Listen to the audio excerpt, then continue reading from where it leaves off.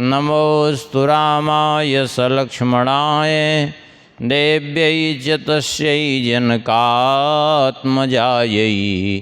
नमोऽस्तु रुद्रेन्द्रयमानिलेभ्यो नमोऽस्तु चन्द्रार्कमरुद्गणेभ्यः। कान्तिश्रितामृषतिनिन्दितशारदेन्दुर् यत्रैकतो विलसितामसिताङ्गशोभां। वृन्दावनेऽपि कृत्यामुन्गाङ्गसङ्गं श्रीराधा मुकुन्दयुगलं तदहं नमामि। यं प्रव्रजन्तमनुपेतमुपेतकृत्यं द्वैपायनो विरहकातरयाजुहाव। पुत्रेति तन्मयतया तरवोऽभिनेदुस्तं सर्वभूतहृदयं मुनिमानतोऽस्मि। नारायणं नमस्कृत्य नरं चैव नरोत्तमं देवीं सरस्वतीं व्यासं ततो जयमुदीरयेत्। भक्तभक्तिभगवन्त गुरु चतुर्नाम वपुएक। इनके पदवंदन किए नासें विघ्न अनेक। गौरी गणेश महेश हरि रवि सुख शारद व्यास। संत गंग गायत्री गुरु नमन करत प्रभुदास। श्री राम जय जय राम।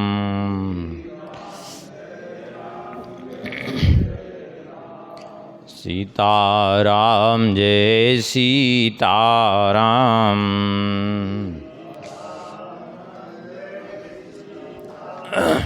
सीताराम जय सीताराम।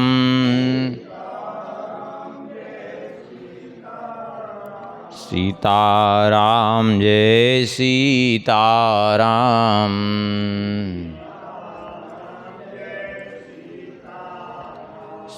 सीताराम जय सीताराम।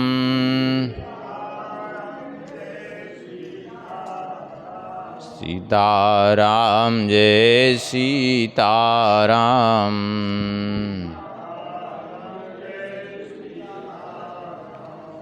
सीताराम जय सीताराम।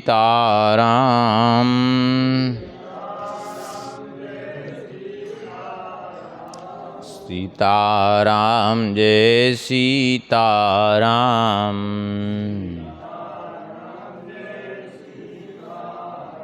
श्री राम जय जय राम। सीताराम जय सीताराम।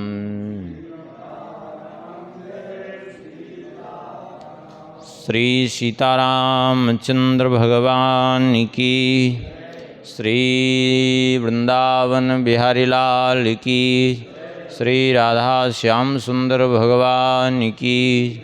श्री सिद्ध सदन बिहारी बिहारणी जी की। श्री हनुमान जी महाराज की। श्री कनक भवन बिहारी बिहारणी जी की। श्री हृदय बिहारी बिहारणी जी की। परम पावन ग्रंथ श्री गर्ग संहिता की। श्री नारद जी महाराज की। श्री गर्गाचार्य जी महाराज की। श्री बालकृष्ण भगवान की। श्री कृष्ण जन्माष्टमी महामहोत्सव की। जय जय श्री सीताराम। जय जय श्री राधेश्याम। नमः पार्वती पतये हर हर महादेव। हरिशरणम। परम मंगलमय परात्पर अखिलेश्वर अकारण करुणावरुणालय भक्तवांछा कल्पतरु भगवान की महती कृपा करुणा से श्री गर्ग संहिता जी के माध्यम से भगवान के दिव्य पवित्र चरित्रों का कथन श्रवण का परम सौभाग्य प्राप्त हो रहा है। कल तक के प्रसंग में श्रवण किए थे श्री गर्गाचार्य जी महाराज की आज्ञा के अनुसार देवकी और वसुदेव जी का विवाह संपन्न हुआ, किंतु विदाई हुई, जब बारात लेकर के वसुदेव जी जा रहे थे, कंस खींच रहा था, घोड़ों की लगाम पकड़े हुए रथ चला रहा था सारथी बन करके। उसी समय आकाशवाणी हुई कि जिसे तू इतने प्रेम से ले जा रहा है उसी का 8वां गर्भ ही तेरा काल होगा। बस इतना सुनकर के इसका तुरंत एक क्षण में सारा भाव बदल गया, क्योंकि वो प्रेम तो नाटक मात्र था, बाकी कुछ नहीं, एक लोकप्रियता के लिए तलवार खींच करके मारने के लिए उद्यत हुआ। वसुदेव जी ने समझाया बुझाया और अंत में ये वचन देने पर कि मैं इसके पुत्रों को तुम्हें सौंपूंगा, छोड़ दिया। वसुदेव जी अपने भवन में पधारे। आगे वर्णन करते हैं श्री नारद जी। भीतः पलायते नायं योद्धारः कंसनोदितः अयुतं शस्त्र संयुक्तारुरुधो शौरिमंदिरम। कंस ने सोचा कि कहीं ऐसा न हो कि वसुदेव भयभीत होकर के कहीं भाग जाएं, यहाँ से मथुरापुरी ही छोड़ करके न चले जाएं, इसलिए मन में विचार करके अयुतम शस्त्र संयुक्ता रुरुधु शौर्य मंदिरम, सूरसेन जी के भवन को, जहाँ वसुदेव जी रहते थे, उस सारे महल को 10,000 सशस्त्र सैनिकों से घिरवा लिया। अब वो सैनिक चारों ओर से घेर करके खड़े हो गए और इधर जो है श्री वसुदेव जी को धीरे धीरे एक एक करके प्रत्येक वर्ष में एक वर्ष पर एक पुत्रों की प्राप्ति होती गई। कहते हैं सबसे पहले जो है देवकी जी को गर्भ हुआ, और गर्भ हुआ तो बालक ने जन्म लिया। बालक का नाम हुआ कीर्तिमान। कीर्तिमंतम सुतम यादव जात मानक दुंदुभि नीत्वा कंस भयम कंस समभ्येत्य ददौ तस्मै परार्थविद। सर्वप्रथम पुत्र का जन्म हुआ, नाम हुआ कीर्तिमान। वसुदेव जी अपने वचन में बंधे हुए थे, इसलिए उस पुत्र को लेकर के कंस के पास पहुँचे और ले जाकर के कंस को सौंप दिया। बोले ये लो, ये हमारा प्रथम पुत्र है, हमने जो आपको वचन दिया था। सत्य वचन में पालन में तत्पर देख करके कंस ने कहा कि कोई बात नहीं, वापस ले जाइए इसको। बोले क्यों? आपने मांगा था तो हमने दिया। बोले अब हम वापस करते हैं, क्योंकि इससे हमें कोई भय नहीं है, हमें तो 8वें पुत्र से भय है ना, क्योंकि आकाशवाणी के अनुसार 8वां गर्भ ही हमारा काल होगा। इसलिए एस बालो जातु गृहम एतस्मान् नहि मे भयम युवयोरष्टमं गर्भम हनिष्यामि न संशया। ये बालक आपके साथ वापस जाए, हमें कोई इससे भय नहीं, किंतु जो 8वां गर्भ होगा उसे मैं नहीं छोड़ूंगा, उसका अवश्य वध करूंगा। सुन करके वहाँ से वसुदेव जी पुत्र को लेकर के वापस चले आए, लेकिन फिर भी उनको विश्वास नहीं था कि कंस अपने वचन पर अडिग रहेगा, क्योंकि जानते थे ये दुष्ट है, कब बदल जाए कोई भरोसा नहीं है। श्री नारद जी कहते हैं उस समय तदाम्बरादागतं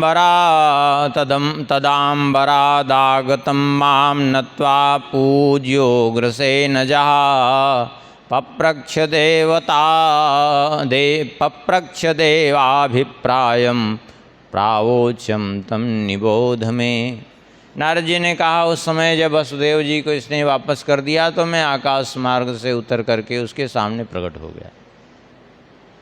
स्वागत सत्कार किया कंस ने और कहा बताइए आकाशवाणी हमारे लिए हुई थी, तो आखिर देवता ये हमारे लिए कर क्या रहे हैं? क्या योजना बना रहे हैं हमारे मारने के लिए? सुन करके नारद जी ने कहा, अरे योजना क्या, पूरी योजना ही बन के तैयार हो गई, अभी बना नहीं रहे हैं, बन गई है योजना पूरी। क्या मतलब है? अरे तुम सोच रहे हो कि योजना बना रहे हैं, अरे बना नहीं रहे हैं, वो पूरी योजना बन करके तैयार ही नहीं, पूरी क्रियान्वित भी हो गई है।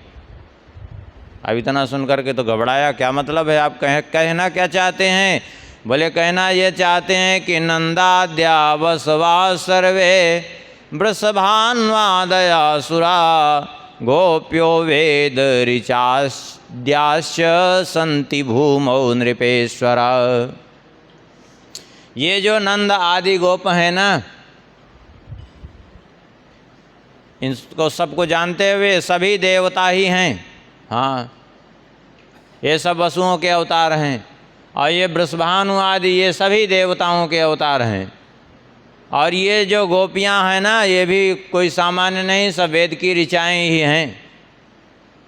और तो और ये तुम्हारे जो आसपास ये वृष्णिवंशी हैं ना, जितने सूरसेन जी के वंशज हैं, ये सब के सब जो है देवताओं के ही अंश से उत्पन्न हैं।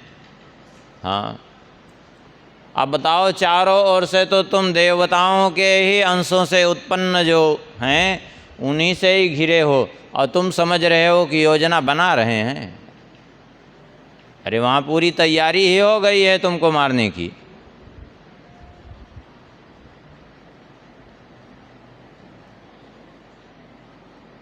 बोले क्या करें, अब हम तो बड़े परेशान हैं। वसुदेव जी अपने पुत्र को लेकर के आए थे, मैंने वापस कर दिया,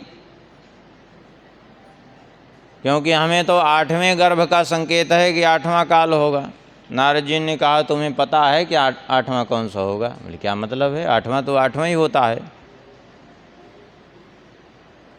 नारद जी ने कहा कि तुम जानते ही नहीं हो असल में। बोले क्या नहीं जानते? बोले ते हंतु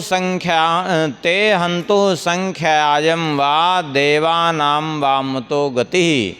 देवताओं की गति बड़ी विचित्र होती है। अब देवता हैं, वे कहाँ से गणना प्रारंभ करेंगे ये कौन जानता है। यहाँ तो वर्णन नहीं है, लेकिन ऐसा भी संकेत है कि एक अष्टदल कमल पकड़ा दिया। बोले बताओ अब तुम ही गिनो कि कौन सा 8वां है, कौन सा पहला। अब वो गिनते गिनते नारद जी तो चले गए, वो अष्टदल कमल गिनते गिनते उसका दिमाग खराब हो गया, किसमें कौन सी 8वीं पंखुड़ी है, कौन सी पहली है, ये कुछ समझ में ही नहीं आ रही है। देवता न जाने कहाँ से गिनेंगे। अब देखिए, एक बात समझने की है, यद्यपि ऐसा समझ में आ रहा है कि नारद जी ने प्रेरित किया तो नारद जी हिंसा करवा रहे हैं। नहीं, देखिए नारद जी ने ऐसा क्यों किया, उसका कारण ये था कि ये 6 पुत्रों का मरवाना नारद जी के द्वारा निश्चित इसलिए था कि इन सब ने नारद जी से प्रार्थना ही की थी। ये सब मरीचि जी के 6 पुत्र थे। मरीचि ऋषि के 6 पुत्र थे, मरीचि के ही पुत्र कश्यप जी भी हैं। तो ऐसे मरीचि जी के 6 पुत्र थे, 6 ऋषि थे। हुआ ये था कि जब ब्रह्मा जी की पुत्री प्रकट हुई सरस्वती, लेकिन एक बात समझ लीजिए, फिर यहाँ समझने की बात है, ये जो वर्तमान में सरस्वती जी हैं ये नहीं ब्रह्मा जी की पत्नी, वो संध्या नाम की सरस्वती थी। वो संध्या नाम की सरस्वती जो प्रकट हुई, वो संध्या को देख करके ब्रह्मा जी मोहित हो गए। और वो भी ब्रह्मा जी मोहित इसलिए हो गए कि कामदेव का जब प्रादुर्भाव हुआ तो कामदेव को ब्रह्मा जी ने वरदान दिया, क्योंकि ब्रह्मा जी को सृष्टि विस्तार की बड़ी चिंता लगी थी। तो वरदान दिया कि ये लो धनुष बाण, और जिस पर तुम अपना ये प्रहार करोगे कभी निष्फल नहीं होगा।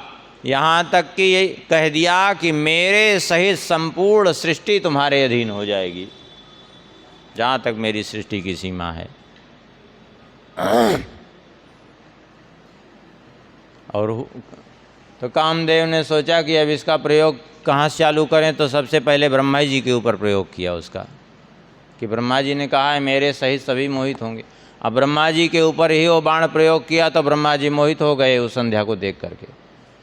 आखिर में ब्रह्मा जी जब उसको देख करके मोहित हो गए, संध्या बेचारी बहुत लज्जित हो गई।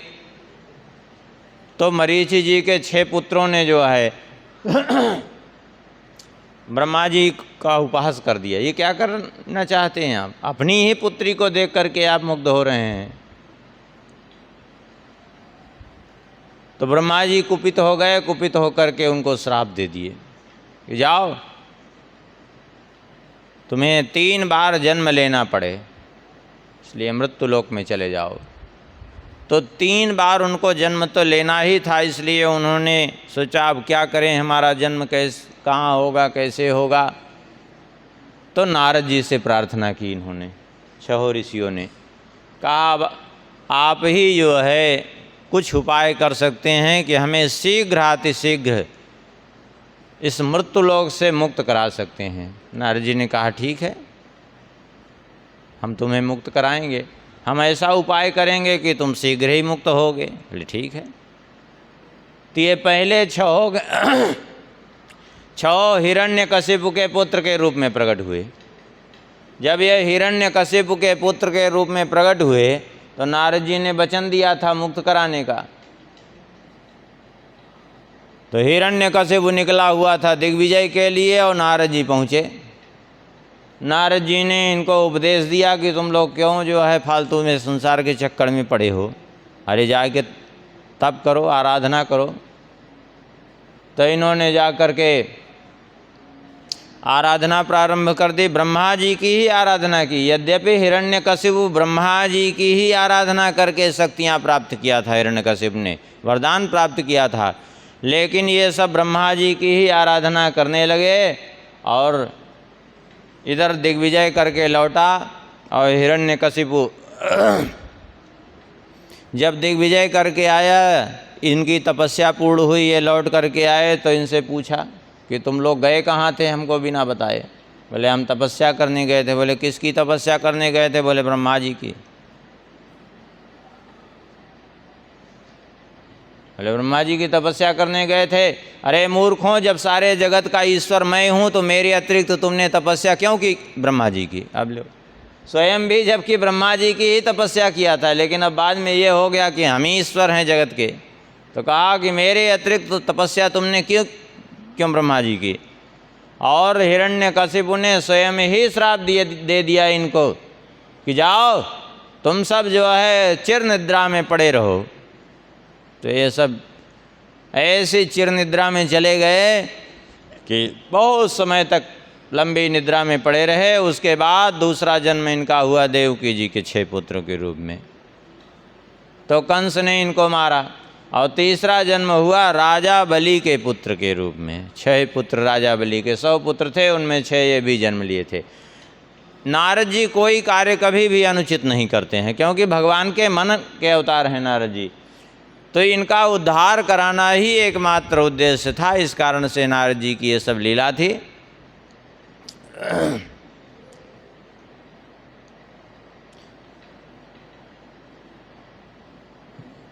कहते हैं अब तो कंस को बड़ा क्रोध आया कि ये लगता है देवता हमसे छल करेंगे, न जाने किसको 8वां मानेंगे। और ऐसा विचार करके वसुदेवं देवकीं चा बद्ध्वाथ निगडैर्दृढैः ममर्दतं शिला पृष्ठे देवकी गर्भजं शिशुम। देवकी वसुदेव को तुरंत इसने कठोर बेड़ियों से जकड़ करके डाल दिया कारागृह में, और इनके पुत्र को ममर्दतं शिला पृष्ठे देवकी गर्भजं शिशुम, देवकी के गर्भ से जन्म लिए उस पुत्र को, प्रथम पुत्र को इसने शिला पर पटक करके उसका प्राणांत कर दिया, मार डाला।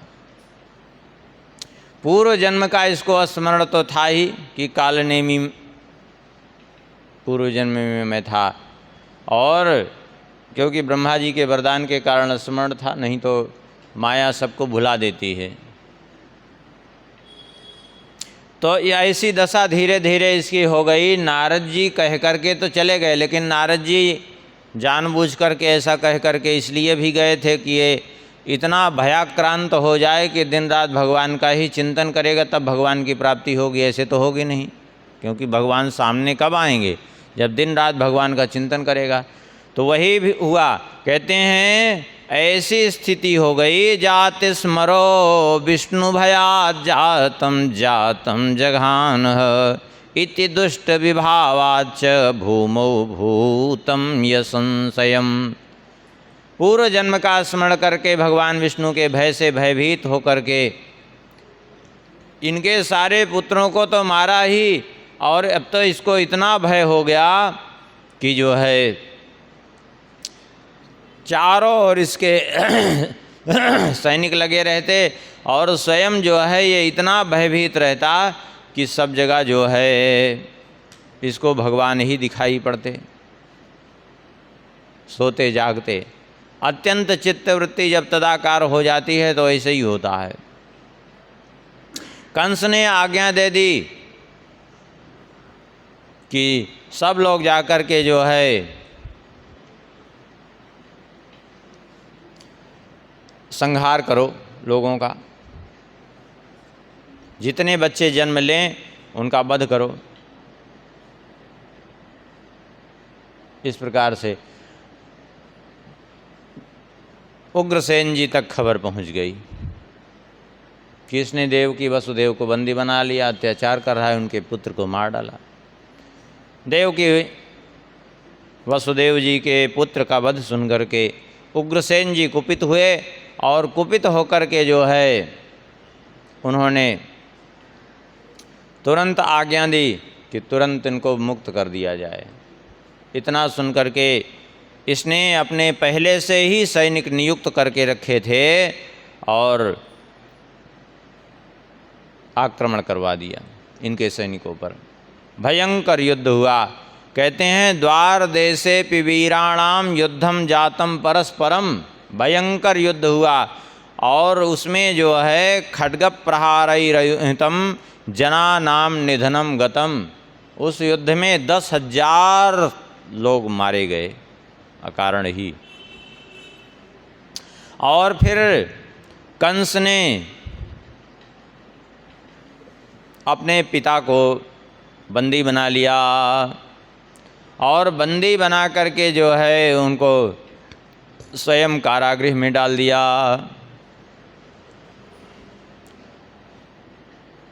और स्वयं उनको कारागृह में डाल करके और किसी से मिलने भी नहीं देता था। और स्वयं क्या किया, बोले स्वयं जो है मधु नाम सूरसेना नाम देशा नाम सर्वसंपदाम सिंहासने चोपविश्य स्वयं राज्यम चकार। स्वयं राज सिंहासन पर आरूढ़ हो गया और स्वयं राज शासन करने लगा। इधर यदुवंशी बेचारे करते क्या, कुछ तो वहीं अधीनता में रह करके बेचारे अवसर की प्रतीक्षा करने लगे, और जिनको अवसर मिला वहाँ से पलायन कर गए।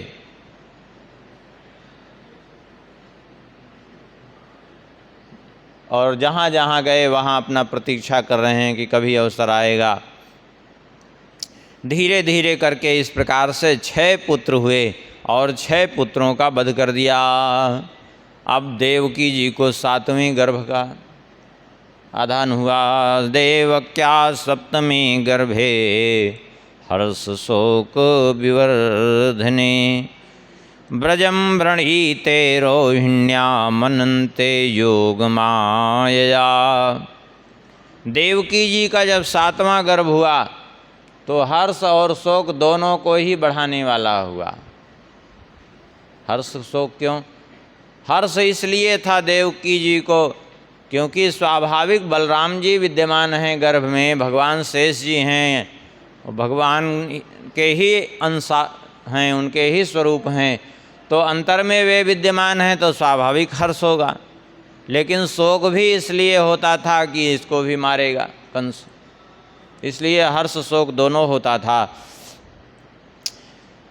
एक दिन भगवान ने योग माया से कहा कि हे देवी योग माया, अब तुम्हारा समय आ गया है, तुम जाओ इसी समय मथुरापुरी, और मथुरापुरी में जा कर के इस समय ब्रजमंडल में गोकुल में रह रही हैं रोहिणी जी, ब्रजम प्रणीते रोहिण्याम अनंते योग माया, हमारे अनंत शेष जी को हे योग माया तुम जा कर के रोहिणी जी के गर्भ में स्थापित कर दो। इस प्रकार से जब भगवान ने आज्ञा दी भगवती योग माया को, तो भगवती योग माया वहाँ से आई और भगवती योग माया ने इनके गर्भ से जो है कर्षण करके रोहिणी जी के गर्भ में पहुँचा दिया। इधर जैसे ही रोहिणी जी के गर्भ में चले गए, अब इनको गर्भ का तो कहाँ ये हो रहा था कि अब बच्चे का जन्म ही होने वाला है, और ऐसे समय में गर्भ ही गायब हो गया अंदर से, तो देवकी जी घबरा गई। लोग भी कहने लगे अरे ये हो क्या गया, अहो गर्भा क्वविगत इत्युचुर मथुरा जना। मथुरापुर के वासी भी कहने लगे कि आखिर गर्भ चला कैसे गया। और उधर जो है रोहिणी जी के गर्भ में स्थापित किया, रोहिणी जी तो बहुत घबरा गई कि आखिर हो क्या गया।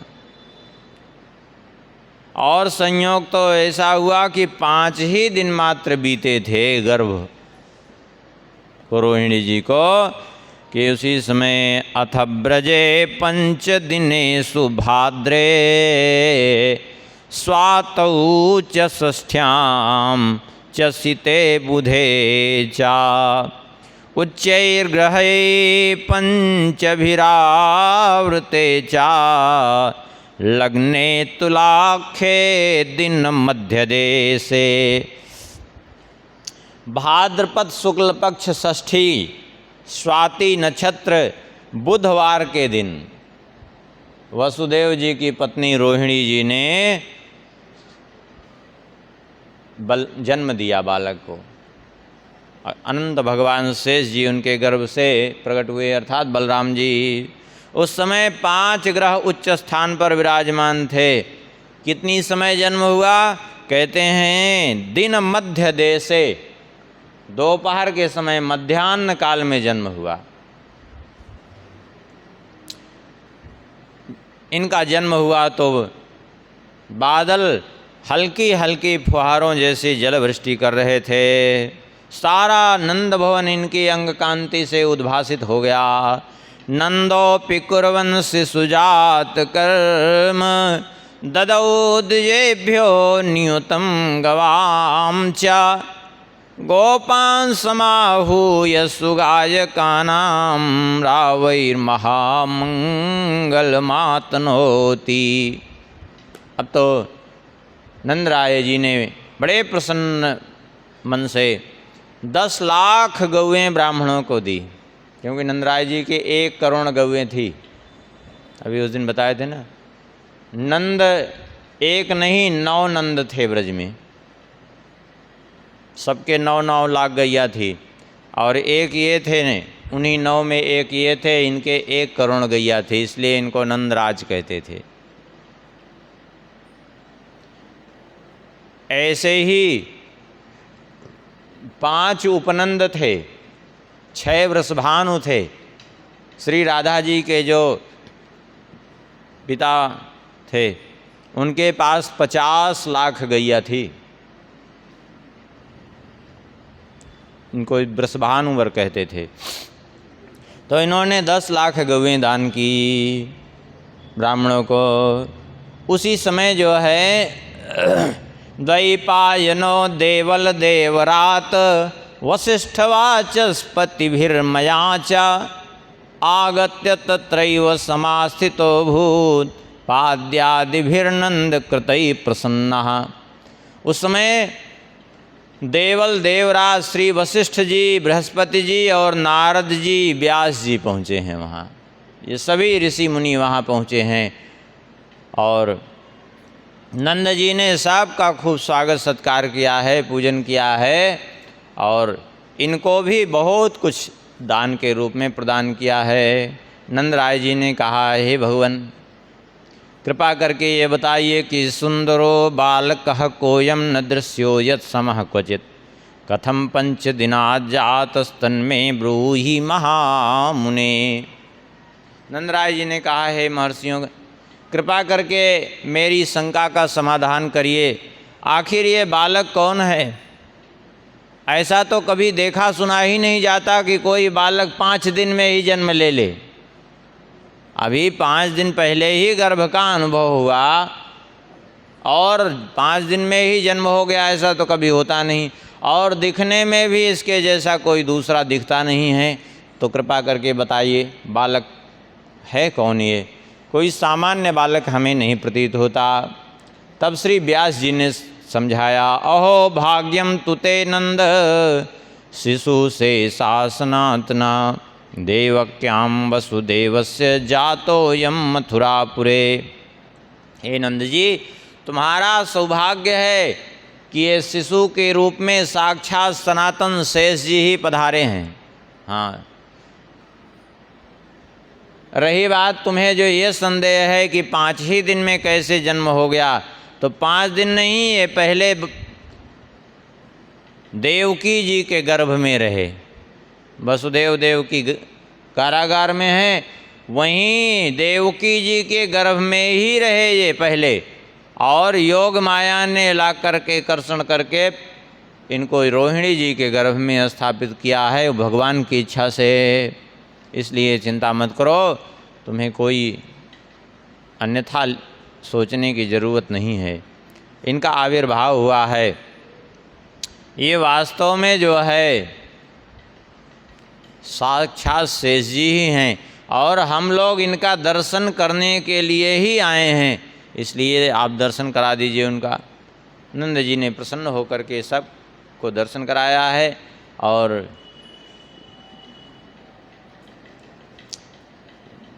व्यास जी ने प्रणाम किया है। सब ऋषियों ने मन ही मन प्रणाम किया है, क्योंकि शेष जी हैं, और ऊपर से आशीर्वाद भी प्रदान कर दिया, क्योंकि ऋषि महर्षि हैं तो ऊपर से आशीर्वाद देना वो है। अब व्यास जी ने कहा कि भगवान श्री शेष जी की स्तुति की। देवाधिदेव भगवन् कामपाल नमोस्तुते, नमो अनंताय शेषाय साक्षात् रामाय ते नमः।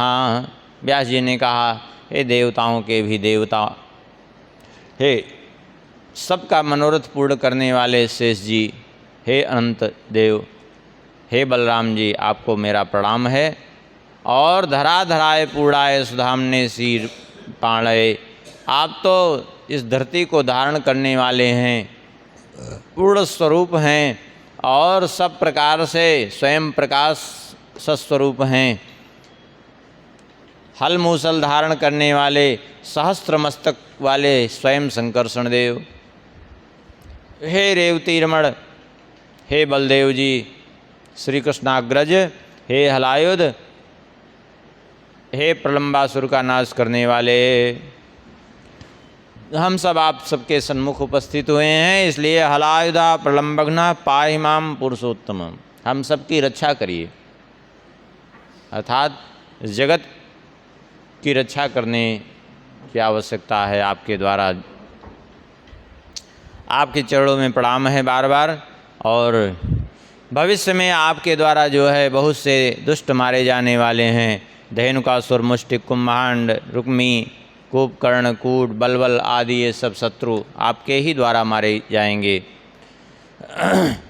भविष्य में कालिंदी की धार को मोड़ने वाले, हस्तिनापुर को गंगा जी की ओर आकर्षित करने वाले, द्विविध का विनाश करने वाले, यादवों के स्वामी ब्रजमंडल के भूषण, कंस के भाइयों का विनाश करने वाले, हे अल्लर आपको प्रणाम है। इस प्रकार से सबने स्तुति की और कहा आपको बारंबार प्रणाम है, मुसलधारी हलधर, आप तो बड़े बलवान हैं। स्तुति करके सब जो है कहने लगे, जो भी आपका सदा वंदन करता है वो धन धान्य से संपन्न होता है। श्री कृष्ण द्वैपायन वेद व्यास जी उन मुनियों को साथ में लेकर के परिक्रमा करके बार बार प्रणाम करके चले गए। श्री नारद जी कहते हैं परिपूर्णतमा साक्षात श्री कृष्णो भगवान स्वयं विवेश वसुदेवस्य मनः पूर्वम परात्परा। इधर भगवान श्री कृष्ण साक्षात गोलोक निवासी भगवान श्री कृष्ण जो परिपूर्णतम स्वरूप भगवान हैं, वे वसुदेव जी के मन में प्रवेश किए। धीरे धीरे ऐसी स्थिति हो गई वसुदेव जी की कि निरंतर उनके मन में भगवान ही बसे हैं। एक क्षण के लिए भी भगवान से उनका चित्त विलग नहीं होता। और जब भगवान उनके मन में बसे तो ऐसे तेज से उद्भासित होने लगे मानो साक्षात यज्ञ नारायण ही प्रकट हो गए हों। और उसके बाद भगवान ने देवक्यामागते कृष्णे सर्वेषां भयंकरे रराजतेन सागे हे घने सौदामिनी यथा। फिर देवकी जी में भगवान प्रवेश किए। देवकी जी को ऐसा अनुभव होने लगा कि हमें गर्व हो गया है और देवकी जी की दिव्य आभा होने लगी उस समय। देवकी जी यद्यपि जो है बहुत प्रसन्नता है क्योंकि भगवान उनके मन में अंतःकरण में बसे हुए हैं, लेकिन फिर भी अंदर अंदर थोड़ा सा एक भय भी है कि कहीं ये कंस ना आ जाए, फिर ऐसी कोई स्थिति उत्पन्न हो। संयोग से एक दिन कंस आया। कंस ने जब देवकी जी को देखा तो देख करके समझ गया कि ऐसा तो देवकी जी कभी तेजस्विनी नहीं दिखती थी इस प्रकार से।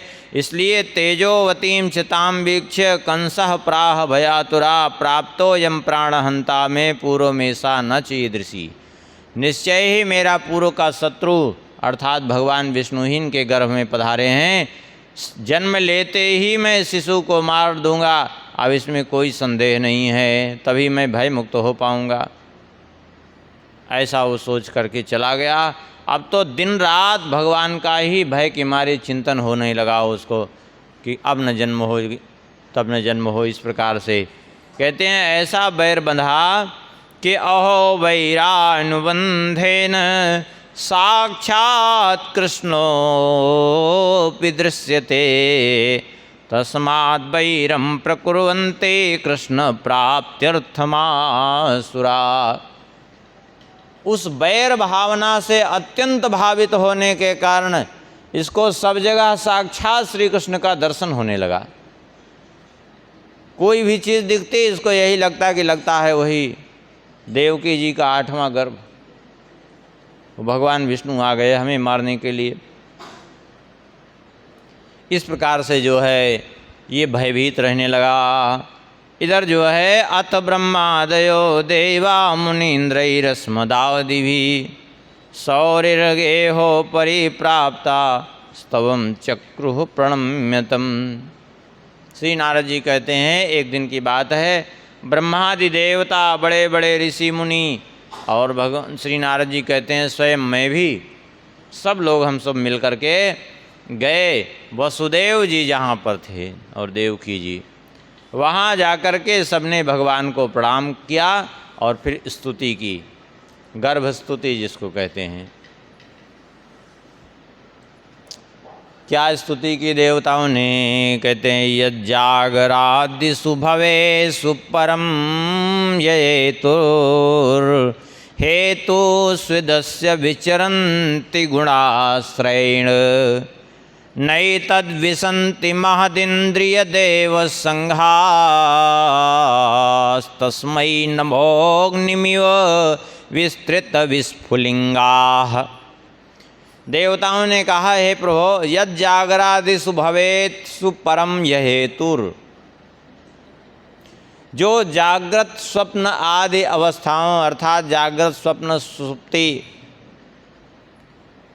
समस्त अवस्थाओं में प्रतीत होने वाले हैं और जो सारे जगत के एकमात्र कारण हैं, हेतु हैं। हे प्रभु, और इतना ही नहीं, समस्त प्राणी समुदाय के अंदर बाहर सब जगह विद्यमान रहने वाले और सबके अधिष्ठाता, समस्त इंद्रियों के महत्तत्व के अधिष्ठाता, हे प्रभु, आपके चरणों में हम बारंबार वंदन करते हैं। नैवेशितुं प्रभुरयं बलिनां बलीयान् माया न शब्द उतनो विषयी करोति तद्ब्रह्म पूर्णममृतं परमं प्रशान्तं शुद्धं परात् परतरं शरणं गतास्मः। हे प्रभु, सबसे बलवान कौन है? बोले सबसे बलवान हैं ये काल। नैवेशितुं प्रभुरयं बलिनं बलीयान, बड़े बड़े बलवानों के भी बल का विनाश कर देने वाला, बड़े बड़े बलवानों को भी अपना ग्रास बना जाने वाला ये काल, ये सबसे बड़ा बलवान है। फिर भी हे प्रभु, ये काल भी आपके अधीन है, आप पर शासन नहीं कर सकता ये काल। और इतना ही नहीं, ये संपूर्ण जगत को अपने अधीन करके रखने वाली माया, माया न शब्द उतनो विषयी करोति, और ये माया भी जिन पर अपने विषय का प्रभाव नहीं डाल सकती, माया भी जिनको अपने अधीन नहीं कर सकती, तद ब्रह्म पूर्णममृतं परमं प्रशान्तं शुद्धं परात् परतरं शरणं गतास्म।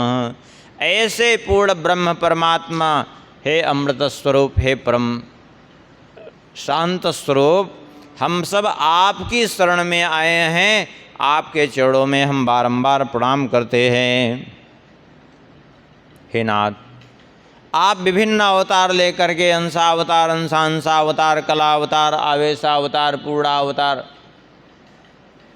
विभिन्न अवतार लेकर के आप जो है बार बार जगत के जीवों की रक्षा करते हैं, मनवंतरों के युगों की रक्षा करते हैं। और इतना ही नहीं, मनवंतरों, युगों, कल्पों के समय भी आप विभिन्न रूपों में अवतरित होते हैं।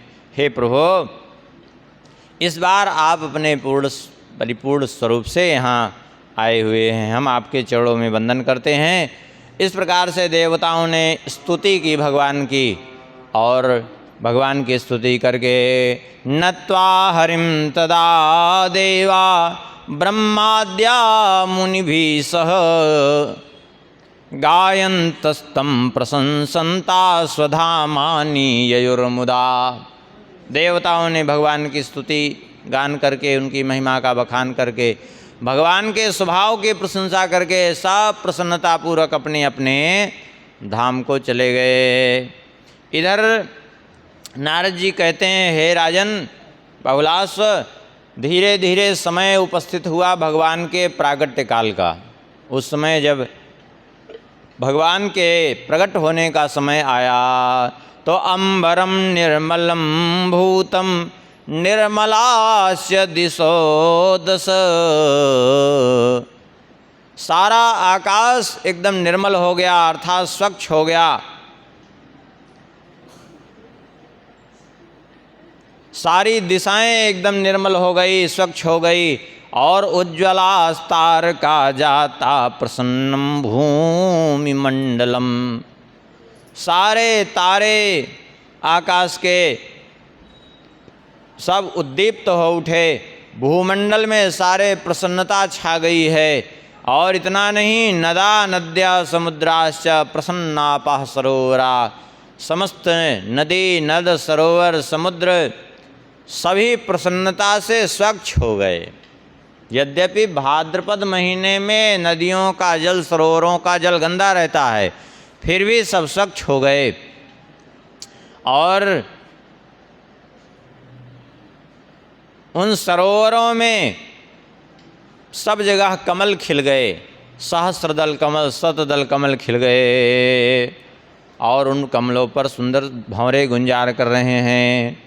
मयूर चारों ओर नृत्य कर रहे हैं और शीतला मंदनायाश्च गंधाक्ता वायवो बभु, शीतल मंद सुगंध वायु प्रवाहित होने लगी, बहने लगी और सारे जनपद ग्राम समस्त नगर सब सुख समृद्धि से संपन्न हो गए। बड़े बड़े नगर सब मंगल की खान बन गए। समस्त देवता, ब्राह्मण, वृक्ष, गौएं सब प्रसन्नता से प्रफुल्लित हो रहे हैं। देवताओं की दुंदुभियाँ बजने लगी और देवता मंगल गान करते हैं, जय जयकार करते हैं। विद्याधर गंधर्व अप्सरा सिद्ध चारण गीत गा रहे हैं। देवता स्तोत्रों के द्वारा स्तवन कर रहे हैं भगवान का। गंधर्वियाँ नृत्य कर रही हैं, गंधर्व गान कर रहे हैं, विद्याधरियाँ नृत्य कर रही हैं और सब देवता पारिजात मंदार मालती के पुष्प वृष्टि कर रहे हैं। और धीरे धीरे समय क्या आया, बोले मुमुचुर्देव मुख्यास्य गर्जन्तश्च घना जलम। मंद मंद गर्जना करते हुए, ज़्यादा गर्जना नहीं है, मंद मंद गर्जना करते हुए बादल हल्की जलवृष्टि कर रहे हैं, फुहारों जैसी। उस समय उपस्थित हुआ भाद्रे बुधे कृष्ण पक्षे धात्रक्षे हर्षणे वृषे ववेष्टम्यामर्धरात्रे नक्षत्रे मयोदये। कहते हैं भाद्रपद महीना है और बुधवार का दिन है, कृष्ण पक्ष है। भाद्रपद महीना कृष्ण पक्ष है, बुधवार का दिन है और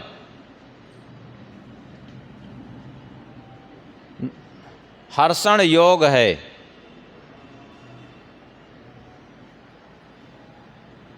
उस समय रोहिणी नक्षत्र चल रहा है और वृष राशि पर चंद्रमा विद्यमान है और ववेष्टम्याम अर्धरात्रे, वव करण है और अष्टमी तिथि है, अर्धरात्रि का समय है।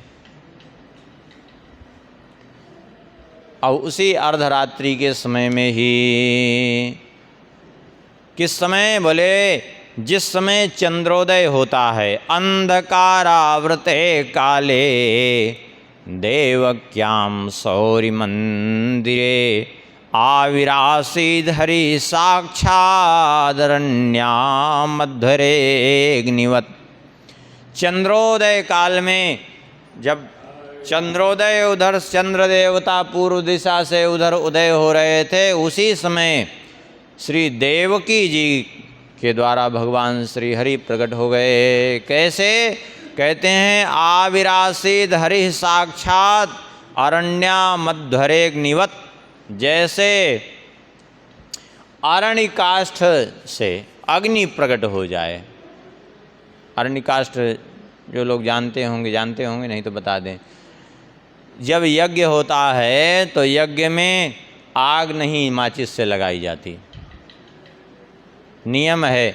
माचिस से आग नहीं लगाई जाती या कहीं से नहीं लाई जाती, बल्कि अरण्यकाष्ठ, वो समी के लकड़ी का जो है बनाया जाता है अरण्य, और उसको मंथन करते हैं। उसी मंथन से और अग्नि सूक्त का पाठ करते रहते हैं, वैदिक मंत्रों का, तो अग्नि देवता उसी में से प्रकट होते हैं, उस अरण्यकाष्ठ से। तो उसी से, उसी अग्नि को स्थापित करके यज्ञ कुंड में, तो उसी से यज्ञ होता है। तो उसी बात को करें, जैसे अरण्यकाष्ठ से अग्निदेव प्रादुर्भूत हो जाएं, ऐसे ही भगवान प्रादुर्भूत हो गए। अब अरण्यकाष्ठ से अग्नि प्रादुर्भूत होते हैं, तो अरणिके का तात्पर्य क्या है? अग्नि पहले से ही लकड़ी में विद्यमान रहते ही हैं, वो सब जगह विद्यमान है। तो लकड़ी को जैसे घर्षण किया तो प्रकट हो गए, ऐसे ही जो है अरण्य काष्ठ से जैसे अग्नि प्रकट हो ऐसे प्रकट हो गए। अर्थात भगवान सबके अंतःकरण में विद्यमान हैं, प्रकट हुए, भगवान का जन्म नहीं। इसीलिए उदाहरण दे रहे हैं कि क्या बोले, जैसे चंद्र देवता पूर्व दिशा से प्रकट हो रहे हों, तो पूर्व दिशा चंद्रमा को जन्म नहीं देती, पूर्व दिशा से केवल चंद्रमा का प्रादुर्भाव होता है, प्रकट होता दिखता है चंद्रमा, लेकिन पूर्व दिशा चंद्रमा को जन्म नहीं देती। ऐसे ही भगवान का जन्म नहीं, भगवान तो प्रकट हुए हैं। आप कहेंगे जब जन्म नहीं, जो गर्भ से जन्म नहीं हुआ, हाँ, तब फिर जन्म कैसे हुआ? गर्भ से नहीं हुआ, भगवान तो प्रकट हो गए। गर्भ से जन्म लेते तो चतुर्भुज स्वरूप में किशोर अवस्था में कैसे जन्म लेते, इतने छोटे, वैसे प्रकट हो गए। तो फिर गर्भ में कौन रहा? बोले गर्भ में वायु देवता रहे अपने वायु रूप में। इस बात का उल्लेख ब्रह्मवैवर्त पुराण के श्री कृष्ण जन्म खंड में है। हरि, आप कहेंगे गोस्वामी जी ने भी कहा, जा दिन ते हरि गर्भ ही आए। हरि शब्द के बहुत अर्थ होते हैं। हरि माने स्वयं भगवान नारायण, हरि माने इंद्र भी होता है, हरि माने पवन देव भी होता है, हरि माने सिंह भी होता है, हरि माने बंदर भी होता है, हरि माने मेढक भी होता है। तो वायु रूप में जो है वायु देवता विराजमान थे। वायु देवता जैसे ही बाहर निकले वैसे ही भगवान प्रकट हो गए, क्योंकि भगवान गर्भ में नहीं रहते। हाँ, प्रतीत हो रही थी कि भगवान गर्भ में हैं। तो आप कहेंगे देवता, फिर स्तुति किसकी? क्योंकि उनके अंतर हृदय में भगवान आकर के विराजमान थे।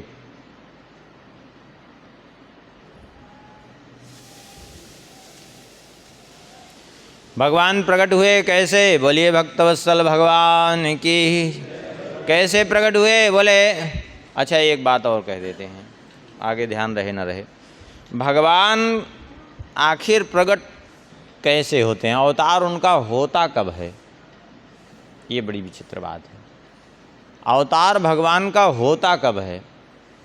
कभी आप लोग खूब अनुभव किए होंगे, ऐसा उदाहरण दे तो बात समझ में आएगी। जैसे जब खूब गर्मी जिस दिन पड़ती है तो लोग कहते हैं आज गर्मी बहुत ज़्यादा है, तो क्या होगा? बोले बारिश होगी। क्यों? बोले बारिश इसलिए होगी कि गर्मी आज बहुत है, तपन बहुत ज़्यादा है। लोग कहते हैं ना कि बारिश होगी आज, क्योंकि उमस ज़्यादा है, तपन ज़्यादा है। तो जिस प्रकार से जिस दिन तपन खूब होती है उस दिन स्वाभाविक रूप से बादल बरस पड़ते हैं उस ताप को शांत करने के लिए, ठीक ऐसे ही समझ लीजिए जब संसार ये दुष्टों के अत्याचार से संतप्त हो जाता है तो भगवान अपनी कृपा करुणा से उतर पड़ते हैं। जैसे बादल बरस पड़ते हैं संतप्त जीवों को शांत करने के लिए, ऐसे ही भगवान भी संतप्त देख करके जीवों को दुष्टों के अत्याचार से भगवान से नहीं रहा जाता तो उतर आते हैं। अवतार माने उतर करके आना, अवतार माने उतरना। तो भगवान कैसे दिख रहे हैं? बोले स्फुरदक्ष विचित्रहारिणम विलसत् कौस्तुभरत्नधारिणम परिधीद्युति नूपुरांगदम धृतबालार्क किरीटकुंडलम। अब तो ऐसा भगवान का स्वरूप है, बढ़िया सुंदर, कंठ में सुंदर मोतियों का हार सुशोभित हो रहा है, वक्षस्थल पर कौस्तुभ मणि लटक रही है गले से, और चरणों में सुंदर सुंदर नूपुर है, भुजाओं में बाजूबंद है, रत्नों की माला है, अद्भुत प्रभा निकल रही है भगवान के स्वरूप से। मानो असंख्य सूर्य उदय हो गए हों, लेकिन अंतर यहाँ है। अंतर क्या है? बोले सूर्य के प्रभाव में इतना ताप होता है कि कोई सहन नहीं कर सकता एक सूर्य के ताप को भी, और सूर्य की किरणें इतनी तीव्र होती हैं कि कोई सूर्य की ओर देख ही नहीं सकता। लेकिन यहाँ ऐसा नहीं है। यहाँ जो प्रकाश तो निकल रहा है सूर्य को भी विलज्जित करने वाला, लेकिन इनके स्वरूप से जो किरणें निकल रही हैं वो संतप्त करने वाली नहीं बल्कि शीतलता प्रदान करने वाली हैं, आनंददायक किरणें निकल रही हैं। और ऐसा नहीं कि जैसे सूर्य की ओर चकाचौंध हो जाए, देख ही न पाए ऐसे। अब यद्यपि सामान्य जीव तो भगवान को भी देख ही नहीं सकते, लेकिन देवकी वसुदेव जी को तो दर्शन देने ही आए हैं, तो उन्होंने इस रूप में देखा। सुंदर जो है मस्तक पर किरीट शोभित हो रहा है, कानों में सुंदर कुंडल शोभित हो रहा है। ऐसे लग रहे हैं जैसे सूर्य की आभा तो है, लेकिन कैसे सूर्य की आभा? बोले धृत बालार्क किरीट कुंडलम, जैसे बाल सूर्य, जैसे सूर्य जब उदय होते हैं तो सूर्य के उदय के समय उनकी शोभा जो होती है, उनको देखिए प्रेम से आप देख भी सकते हैं। उनकी किरणें जो है हानिकारक भी नहीं प्रतीत होती हैं और सबको सुखद भी होती हैं। ऐसे ही और सुंदर पीताम्बर धारण किए हुए हैं, पुष्पों की माला है जिस पर भंवरे मंडरा रहे हैं। आप कहेंगे भंवरे कहाँ से आ गए? अरे ये भंवरे कोई और नहीं है, साक्षात भगवान के भक्त ही हैं। ये तमाम भंवरे बन करके इनके पास मंडराते रहते हैं, स्तुति गान करते रहते हैं। हाँ, और कोई भंवरे कहाँ से भगवान के सन्मुख आएंगे? और बढ़िया सुंदर ऐसा पीत वस्त्र धारण किए हुए हैं, पूर्ण रूप से ऐसे पीलापन नहीं है, स्वर्ण की सी कांति वाला पीत वस्त्र, जो जाम्बोन स्वर्ण की भी शोभा को तिरस्कृत कर रहा हो, ऐसे पीताम्बर धारण किए हुए हैं। और नील मेघ के समान सुंदर कांति है, काले काले घुंघराले केस हैं। तमवेक्ष्य सुतम यदुत्तमो हरिजन्मोत्सव फुल्लोचनः अथ विप्रजनेषु चासु वै न्यूतं सन्मनसां गवां ददौ। जैसे ही पुत्र के रूप में देखा, प्रसन्न होकर के श्री वसुदेव जी ने संकल्प किया मन ही मन। क्या संकल्प किया? बोले न्यूतम सन्मनसां गवां ददौ। मन से संकल्प कर लिया कि यहाँ से निकलने के बाद 1,00,000 गौएं ब्राह्मणों को दान करूँगा।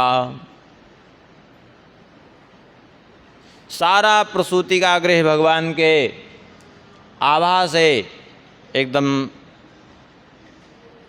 आलोकित हो रहा है। वसुदेव जी ने भगवान की स्तुति की। एको याह प्रकृति गुणैरनेक धासी हर्ता त्वं जनक उतास्य पालकस्त्वं निर्लिप्ता स्फटिकः इता इवाद्य देहवर्णैस्तस्मै श्री भुवनपते नमामि तोभ्यम। वसुदेव जी ने कहा, हे भगवान, एक आप ही एकमात्र अद्वितीय परब्रह्म प्रकृति से परे परमात्मा हैं, सारे जगत के सृजक पालक संहारक हैं। हे आदिदेव, आपके चरणों में हमारा बारंबार प्रणाम है। जैसे ईंधन में आग छिपी रहती है, अव्यक्त रूप से दिखाई नहीं पड़ते लेकिन समय पर प्रकट हो जाती है, ऐसे ही आप हमारे हृदय में ही थे लेकिन दिखाई नहीं पड़ रहे थे, आज आवश्यकता होने पर प्रकट हुए। हे प्रभु, आप तो गौओं के, देवताओं के, ब्राह्मणों के, भक्तजनों के, बछड़ों के पालक हैं। आप जब भक्तों के पालक हैं तो हम भी आपके भक्त ही हैं। हम भी इस कंस के अत्याचार से ग्रस्त हैं और सारे पुत्रों को हमारे एक एक करके इसने मार दिया। कृपा करके हमें इस भय से मुक्त कर दीजिए। किस भय से? बोले इस भय से कि बार बार हमारे पुत्रों को जो मार रहा है, अर्थात कहीं ऐसा न हो कि आपके पास भी आवे।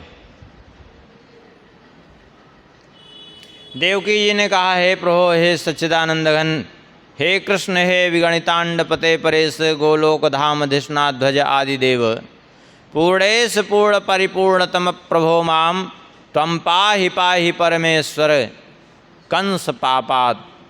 हे प्रभु, हे सच्चिदानंद स्वरूप, हे श्री कृष्ण, हे गोलोक बिहारी, असंख्य ब्रह्मांडों के स्वामी, हे परिपूर्णतम परमेश्वर, आप हमारी रक्षा करिए, इस कंस के भय से मुझे अभय प्रदान करिए।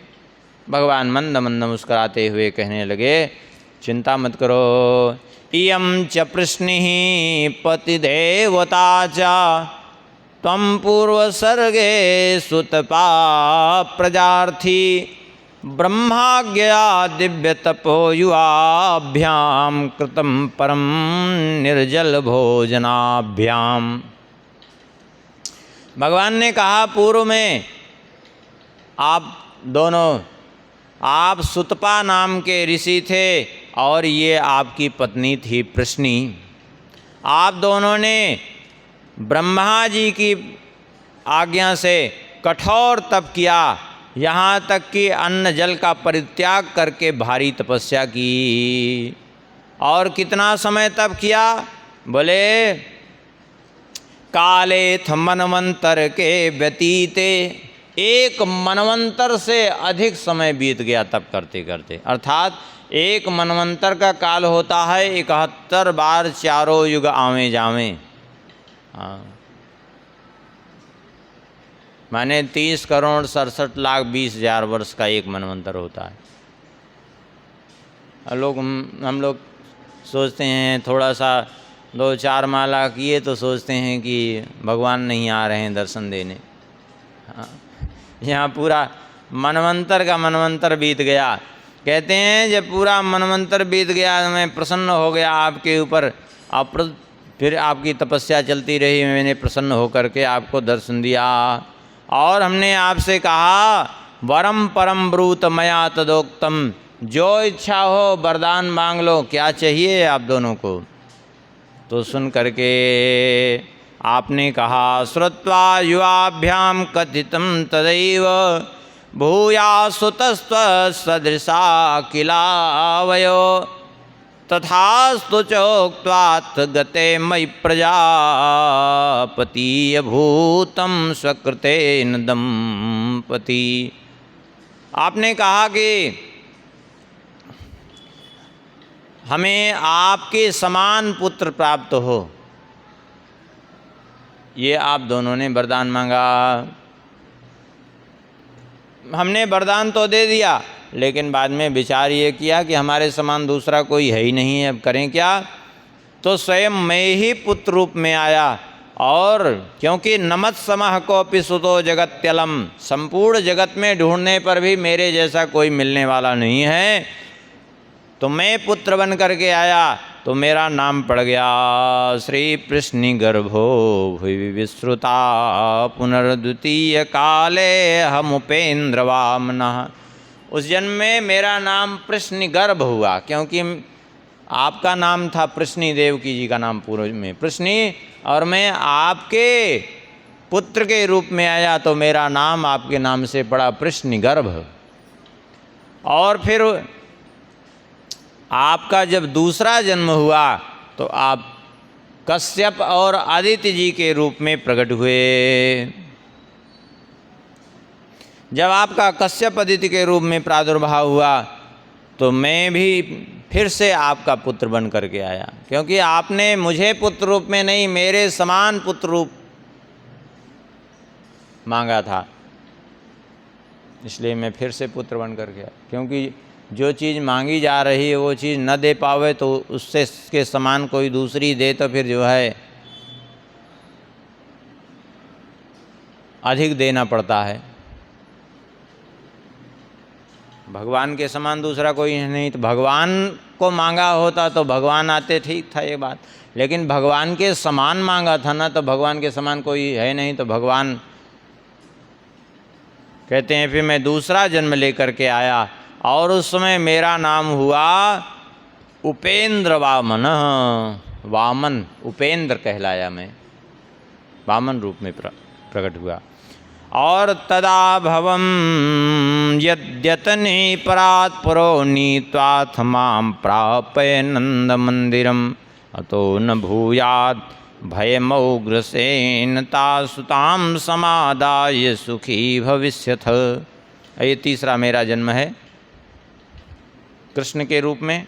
अब में एक काम करो, मुक्त हो जाओगे भय से। क्या करना है? बोले मुझे नंद भवन में ले चलो। नंद भवन में ले जा कर के वहाँ पर नंद जी की पत्नी यशोदा जी के बगल में मुझे सुला देना। और यशोदा जी ने एक कन्या को जन्म दिया है, तो सुताम समादाय सुखी भविष्यतः।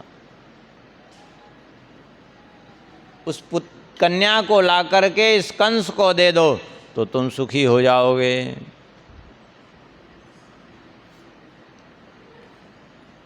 क्योंकि वो कन्या कोई सामान्य कन्या नहीं है, तुम चिंता मत करो, वो मेरी साक्षात योग माया है। भगवान इतना कह करके तुरंत मौन हो गए। और अभी देवकी वसुदेव जी देख ही रहे थे भगवान की ओर, तब तक भगवान का वह चतुर्भुज स्वरूप अदृश्य हो गया। भगवान छोटे से नन्हे से बालक के रूप में प्रकट हो गए और पृथ्वी पर चुपचाप ऐसे ही किलकारी भरने लगे बालक के रूप में, लेकिन रोए नहीं बिल्कुल। हाँ, अब तो वसुदेव जी ने सोचा हम ले कैसे जाएं, हमने ये तो पूछा ही नहीं। हमारे तो हथकड़ी बेड़ी लगी हुई है, द्वार बंद हैं, द्वारपाल सब जग रहे हैं, कैसे ले जाएंगे आखिर में। बस इसी समय जो है योग माया ने यशोदा जी के गर्भ से जन्म लिया। जैसे ही योग माया ने जन्म लिया वैसे ही सारा जगत इतनी गहरी निद्रा में सो गया योग माया के प्रभाव से कि किसी को कुछ भी होश नहीं। यहाँ तक कि यशोदा जी को ये तो अनुभव हुआ कि मैंने बच्चे को जन्म दिया, लेकिन बालक है बालिका है कुछ नहीं होश है उनको। ये खाली उनको पता हुआ कि हमने जन्म दिया किसी को, ये नहीं देखा कि किसको जन्म दिया। वो भी चिर निद्रा में सो गई, सब के सब सो गए। और इधर वसुदेव जी ने उठाया जैसे ही वैसे ही हथकड़ी बेड़ी खुल गई, सारे द्वार खुल गए। तात्पर्य क्या है? जीव भगवान को पकड़ बस ले, जैसे ही भगवान को पकड़ता है संसार को छोड़ करके सारे बंधनों से वो अपने आप मुक्त हो जाता है।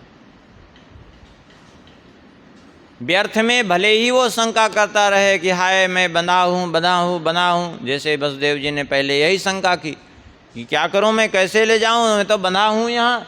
लेकिन जैसे ही वसुदेव जी ने भगवान को उठाया वैसे ही तुरंत एक क्षण में बंधन सारे खुल गए, द्वार सारे खुल गए और द्वारपाल तो सो रहे हैं गहरी निद्रा में। इतनी गहरी निद्रा है कि कोई जगा करके भी उनको नहीं जगा सकता जब तक योग माया की इच्छा न हो।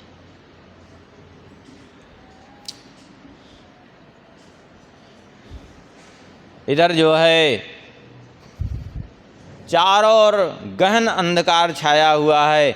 अब वसुदेव जी ले करके निर्गते वसुदेवी चा मूर्नि श्री कृष्ण शोभिते सूर्योदय यथा सद्यस्तमो नासो भव स्वता। लेकिन बड़ी विचित्र बात है, चारों ओर गहन अंधकार होते हुए भी वसुदेव जी लेकर के चल रहे हैं श्री कृष्ण को। तो कहते हैं श्री कृष्ण के शरीर से दिव्य आभा प्रकट हो रही है जो वसुदेव जी को चारों ओर से मार्ग प्रशस्त कर रही है। कैसे आभा?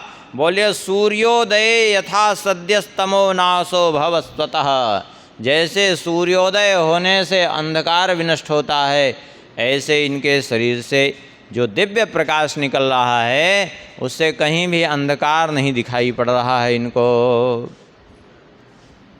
आकाश में बादल घिराए हैं, हल्की हल्की जल वृष्टि कर रहे हैं। बादलों को जल वृष्टि करते देख करके श्री शेष जी व्यथित हो गए। श्री शेष जी ने विचार किया कि ये बादल जो है वर्षा कर रहे हैं, इससे हमारे आराध्य स्वामी को पीड़ा होगी। तो इनको वर्षा करते देख करके कहते हैं नारद जी, घने सुव्योमनि वर्षस्सु सहस्र वदना स्वराट निवारयन दीर्घ फणैरासारम सौरिमन्नगाद। तुरंत श्री शेष जी आए और पीछे से वसुदेव जी के पीछे से, वसुदेव जी अपने शीश पर लिए चल रहे हैं, वसुदेव जी के पीछे से ऊपर से फन, विशाल काय फन से वर्षा का निवारण करते हुए चल रहे हैं, पीछे पीछे छाया करते हुए। कहते हैं उस समय ऊर्म्यावर्ता कुला वेगई सिंह सर्पादि वाहिनी सद्यो मार्गम ददौ तस्मै कालिंदी सरितांवरा। उस समय यमुना जी के वेग का कहना ही क्या, इतनी लहरें उठ रही थी मानो आज कई नदियाँ इकट्ठी हो गई हों। मानो श्री कृष्ण का दर्शन करने के लिए सब यमुना जी के पास इकट्ठी हो गई हों। गंगा यमुना सरस्वती नर्मदा सिंधु कावेरी सब इकट्ठी हो गई हों और खूब भंवरे पड़ रही हैं। बड़े बड़े ऐसा वेग है कि बड़े बड़े जल जंतुओं को लहरें उठा करके बाहर फेंक देती हैं, इतना भयंकर वेग। वसुदेव जी ने देखा, अरे ये तो अच्छी समस्या, जब ये जल जंतु नहीं ठहर पा रहे हैं इस लहर में तो मनुष्य की क्या दशा होगी, कोई प्रवेश करेगा तो। लेकिन फिर भी जो है वसुदेव जी को ये भगवान की कृपा से ये आश्वस्त हुआ कि जिनके स्पर्श मात्र से बेड़ियाँ खुल गई, द्वार खुल गए, तो वे ही कृपा करेंगे भी। जब भगवान ने कहा है तो कुछ नहीं तो कुछ न कुछ रास्ता बनाएंगे। लेकिन जैसे ही प्रवेश किया वैसे ही श्री यमुना जी ने मार्ग उनको प्रदान किया। कहते हैं सद्यो मार्गम ददौ तस्मै कालिंदी सरितांबरा। नदियों में श्रेष्ठ श्री यमुना जी ने इनके लिए मार्ग प्रस्तुत कर दिया। नंद ब्रजम समेत्यासौ प्रसुप्तम सर्वतः परम शिशुम यशोदासने निधायासु ददर्शताम। वहाँ जाकर के देखा तो वहाँ का भी द्वार खुला मिला इनको और उनके भवन में प्रवेश किया नंद जी के। वहाँ भी सब गहरी निद्रा में सो रहे हैं और जाकर के यशोदा जी के पास में देखा तो कन्या जो अपने तेज से उद्भासित हो रही थी श्री कृष्ण को वहीं लिटा दिया यशोदा जी के बगल में और कन्या को उठाया। कन्या को उठा करके अपनी गोद में लिया और पुनः वहाँ से मथुरापुरी की ओर प्रस्थान किया। यमुना जी ने आते देखा तो पुनः इनको मार्ग प्रदान कर दिया और आ गए। यशोदा जी को तो पता ही नहीं चला, उनको केवल इतना ही ज्ञात था कि जो है हमें कोई बच्चा हुआ है, बालक बालिका कुछ भी पता नहीं था। इधर जो है जब इधर वसुदेव जी पहुंच गए कारागृह में, उसी समय हथकड़ी बेड़ी सब फिर से लग गई जैसे लगी थी। सारे द्वार अपने आप बंद हो गए। तब कन्या ने रुदन प्रारंभ किया। अथ बालध्वनिं श्रुत्वा रक्षका समुपस्थिता ऊचुः कंसाय वीराय गत्वा तद राजमंदिरम। तो इनके रोने की ध्वनि सुन करके, श्री योग माया के रोने की ध्वनि सुन करके सारे जितने सो रहे थे सब जग गए। हाँ, और सब जग करके तुरंत भाग करके कंस के पास गए और कंस को सूचना दी कि जन्म हो गया, क्योंकि बालक के रोने की ध्वनि आ रही है। कंस वहाँ से भय से व्यथित होकर के पहुँचा और पहुँच करके कहते हैं स्वसात भ्रातरम प्राहा रुदती दीनवत्सती। देख करके इसको श्री देवकी जी रुदन करने लगी और दीन की भांति देवकी जी कहने लगी सुता में काम देहि में तम पुत्रेषु प्रमृतेषु चा स्त्रियं हन्तुं न योग्योऽसि भ्रातस्त्वं दीनवत्सलः। आप तो दीन दुखियों के प्रति स्नेह करने वाले हैं, मैं तो आपकी बहन हूँ और कारागार में तो आपने पहले ही डाल के रखा है, मेरे 6 पुत्रों का वध पहले ही कर दिया, अब तो कम से कम मुझे भागनी पर दया कर दो। एक पुत्री है, सुता में काम देहि में त्वम, कम से कम एक पुत्री है, इसी को मुझे प्रदान कर दो। स्त्री का वध वैसे ही वर्जित है और उस पर भी ये तो एक कन्या है जिसका अभी जन्म ही हुआ है, आप इसको मुझे दे दीजिए, इसको मारना आपके लिए सर्वथा अनुचित है। मैं आपसे भिक्षा मांगती हूँ कि इसको मुझे दे दीजिए, आप जैसे वीर के लिए शोभा नहीं देता। कहते हैं यद्यपि देवकी जी के नेत्रों से झरझर अश्रुपात हो रहा था, वे बार बार प्रार्थना कर रही थी, आंचल में छिपा रही थी पुत्री को, लेकिन फिर भी जो है उसने खींच करके छीन लिया। कुसंग निरतः पापा खलो यदुकुलाधम स्वसुः सुताम शिला पृष्ठे गृहे त्वांगृहोन्यपातयत। जबरदस्ती छीन लिया और छीन करके पैर पकड़ करके जैसे ही शिला पर पटका वैसे ही वो कन्या शिला पर गई ही नहीं, वो सीधा आकाश में गई। कहते हैं आकाश में कंस ने देखा, कंस हस्ता समुत्पत्य सानंसा चांबरे गता सतपत्रे रथे दिव्ये सहस्र है सेविते। ओ भगवती देवी योग माया हाथ से छूट करके आकाश में गई और देखते देखते एक दिव्य रथ जो जिसमें 1000 घोड़े जुते हुए थे, ऐसे रथ पर जाकर के विराजमान हो गई। अब तो देखा छत्र चवर्ण डुलाए जा रहे हैं, अष्टभुजा स्वरूप है भगवती का, सैकड़ों सूर्यों के समान आभा है। इस प्रकार से भगवती अपने स्वरूप में प्रकट हो गई। ये योग माया कौन है? ये साक्षात भगवती दुर्गा ही योग माया है भगवान की।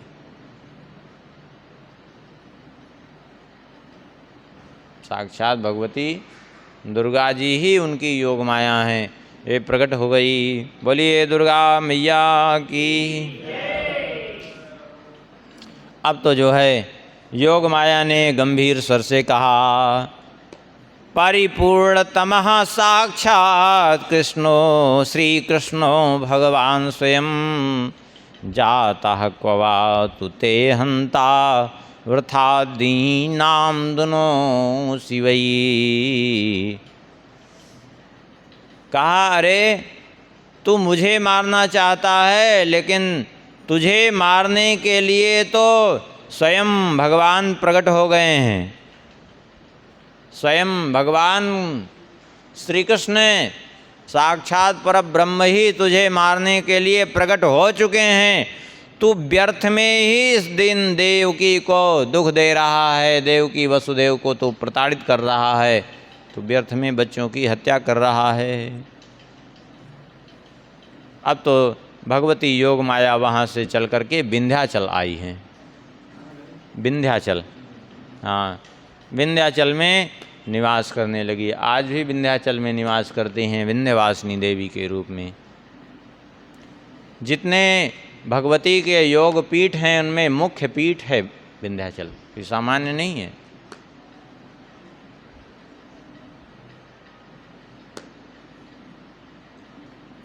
तो विंध्याचल में जाकर के भगवती स्थित हुई और इधर कंस ने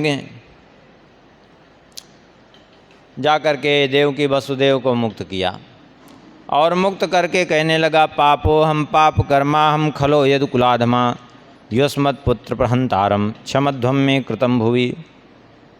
हे वसुदेव जी, देवकी जी, आप तो हमारे बहन बहनोई ही तो हैं, आप मुझे क्षमा कर दीजिए, मैं पापात्मा हूँ, मेरे कर्म पापमय हैं, मुझे क्षमा कर दीजिए। आप कहेंगे क्षमा कैसे दुष्ट मांग रहा है? अरे क्षमा इसलिए मांग रहा है कि भगवती दुर्गा जी का जो इसको दर्शन हुआ है, इसके कारण सद्बुद्धि जग गई है, इसलिए कुछ समय के लिए क्षमा मांग रहा है।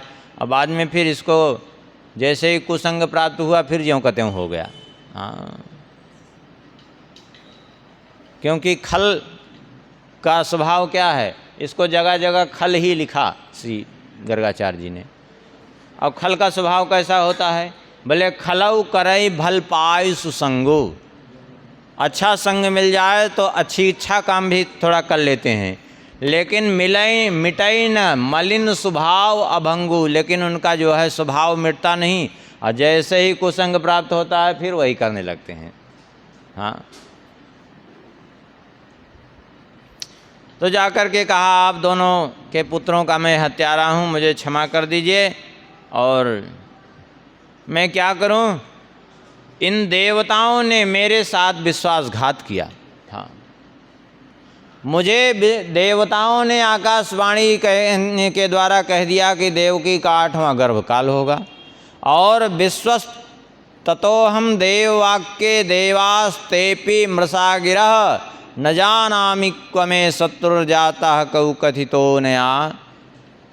मैंने देवताओं की वाणी पर विश्वास किया, हमें क्या पता था कि ये देवता भी झूठ बोलना चालू कर दिए हैं, ये देवता भी झूठ बोलने लगे हैं। आज ये वो देवी ने हमसे कहा कि मारने वाला हमको जन्म ले लिया है कहीं, और ये देवताओं ने ये हमको कहा था कि जो है तुम्हारे पुत्र के रूप में जन्म होगा। तो इसका मतलब देवताओं ने हमसे झूठ बोला था, और मैंने देवताओं की बात का विश्वास किया, ये ठीक नहीं हुआ, और मेरा शत्रु भी इस पृथ्वी पर अवतीर्ण हो गया। अब मुझे तो ये भी पता नहीं कि वो कहाँ आया है, उसका जन्म कहाँ हुआ है, मुझे कुछ भी पता नहीं है। ऐसे कह कर के थोड़ा सा अश्रु भी बहाया, क्षमा भी मांगी और मुक्त कर दिया, और उसके बाद जो है वहाँ से चला आया अपने महल में, और यहाँ आकर के बुलाया सब अपने सहयोगियों को। प्रातः काले तदा कंसः प्रलंबादीन महासुरान समाहूय खलस्तेभ्यो वधुक्तम चमाया। प्रलंब आदि दैत्यों को बुलाया, जो कुछ योग माया ने कहा था सारी बात बताई कि मेरा शत्रु तो कहीं उत्पन्न हो गया है, अब क्या किया जाए, तुम लोग बताओ, तुम लोग सलाह दो क्या करना चाहिए। तो वो भी तो दुष्ट ही थे, उन सब ने सलाह दी। सलाह क्या दी? कि कुछ ऐसा करो कि तुम्हारा शत्रु जहाँ हो नष्ट हो। तो इसने कहा ठीक है, तुम लोग कह रहे हो तो हमें एक उपाय सूझ गया है। बोले क्या? बोले उपाय ये है कि जितने 10 दिन के भीतर के बच्चे जन्म लिए हों सबको मार डालो। 10 दिन के भीतर के बच्चे नहीं रहेंगे तो उसी में वो भी मरेगा, क्योंकि जन्म तो लिया है इसी समय, पहले नहीं लिया है जन्म। क्यों? आप कहेंगे जो है पहले क्यों ऐसा कंस क्यों सोच रहा है? देखिए, इसलिए सोच रहा है कि धर्मशास्त्र पर सबको विश्वास रहता था, आजकल के जैसे नहीं है। और अवतार की बेला कभी युगों में ही कभी प्रकट होती है, सारे योग उपस्थित होते हैं। अब जैसे कल के बारे में बहुत लोग कह रहे थे ना कि जो है द्वापर युग में जो समय उपस्थित हुआ था वो उपस्थित हो गया, वो उपस्थित नहीं हुआ था। क्यों?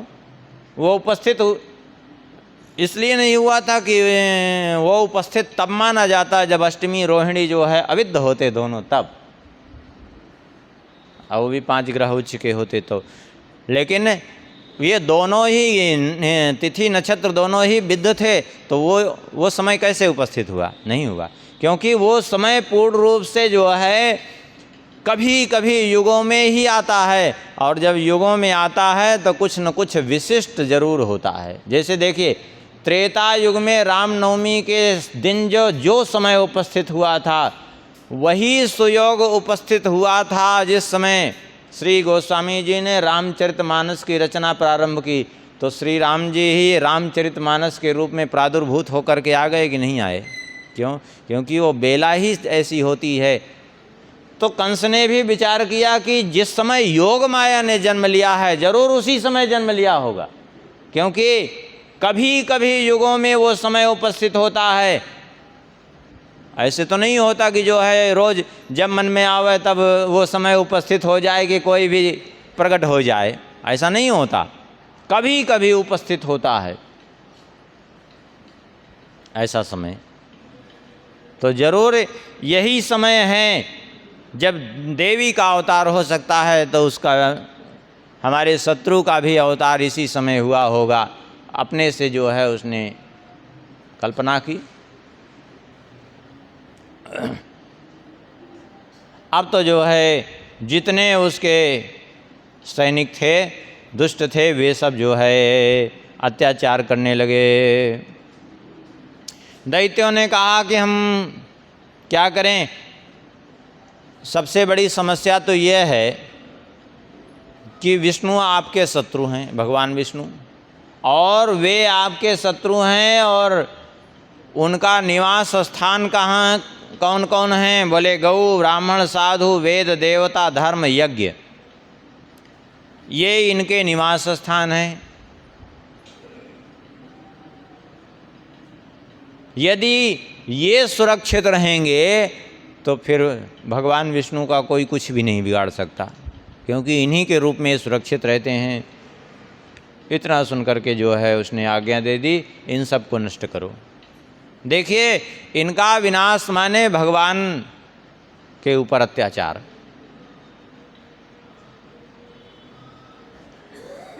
आज इन सब का विनाश हो रहा है, इसलिए दैविक शक्तियाँ भी कोई काम नहीं करती दिखाई पड़ रही हैं, सब क्षीण होती जा रही हैं। क्योंकि धर्म का विनाश होता है तो फिर सारे देवता भी अपना किनारे हो जाते हैं, धर्म से ही उनको बल मिलता है। अब तो ये जितने दैत्य थे इसके अनुचर सब जगह जगह फैल गए, विभिन्न रूप धारण करके, और विभिन्न रूप धारण करके ये जा करके बालकों का वध करना प्रारंभ कर दिए। यहाँ श्री गर्गाचार्य जी कहते हैं, उत्पथा उद्भटा दैत्यास्तत्रापि कंसनोदिता कपिः सुरापो लिहतो भूतग्रस्त इवा भवन। एक तो ऐसे ही ये सब दुष्ट थे, कुमार्गगामी थे, उद्दंड थे, और उस पर भी कंस की आज्ञा मिल गई उद्दंडता करने की, तो फिर तो ऐसे ही हो गया जैसे कपिः सुरापो लिहतो भूतग्रस्त इवा भवन। जैसे किसी बंदर को मदिरा पिला दी जाए और उस पर भी उसको बिच्छू ने डंक मार दिया हो, तब तो फिर कहने क्या। इसी को गोस्वामी जी ने अनुवाद कर दिया, ग्रह गृहीत पुनि बात बस अते ही पुनि बीछी मार। एक तो ग्रह के अधीन हो, अब फिर वायु रोग किसी को पकड़ा हो और उस पर भी बिच्छू डंक मार दे, और फिर उस पर भी उसको ताहि पिलाई वारुणी कहा का उपचार, तो फिर उसका क्या उपचार हो सकता है? कोई उपचार नहीं। तीन सबने अत्याचार प्रारंभ कर दिया, और इधर जो है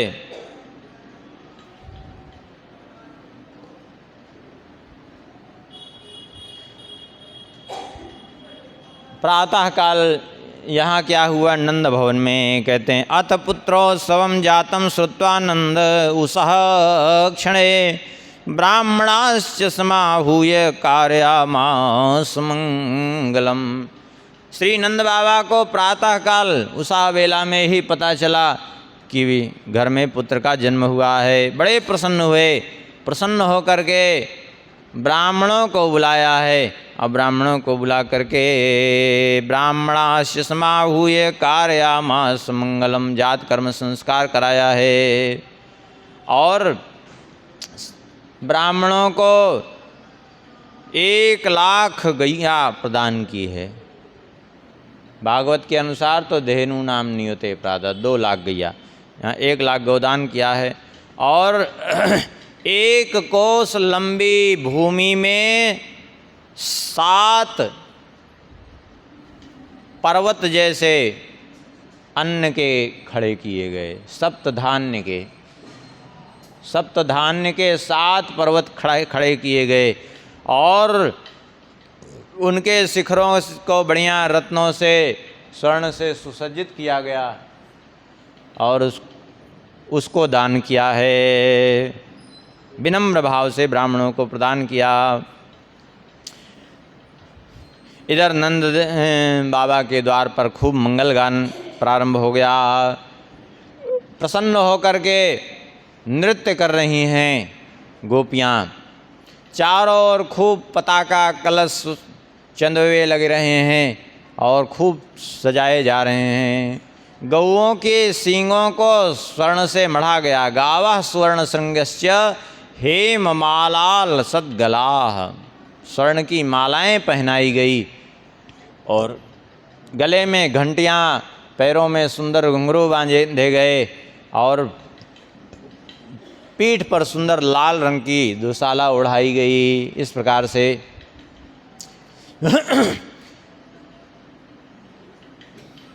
नंद बाबा के द्वार पर सब जो है आते हैं, पुत्र जन्म सुनकर के ग्वाल बाल आते हैं, गोपियाँ आती हैं।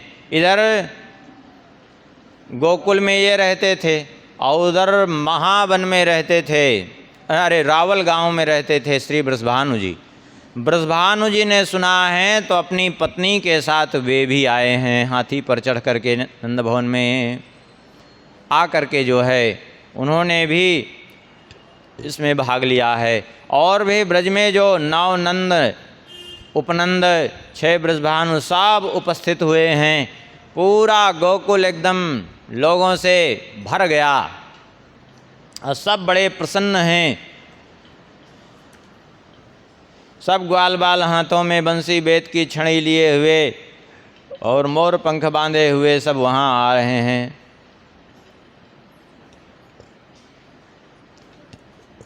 कुछ बड़े ग्वाल, कुछ जो है छोटे ग्वाल बाल सब उपस्थित हो रहे हैं। जो बड़े बूढ़े थे वे भी डंडा लेकर के आ रहे हैं। जिसके पास जो कुछ है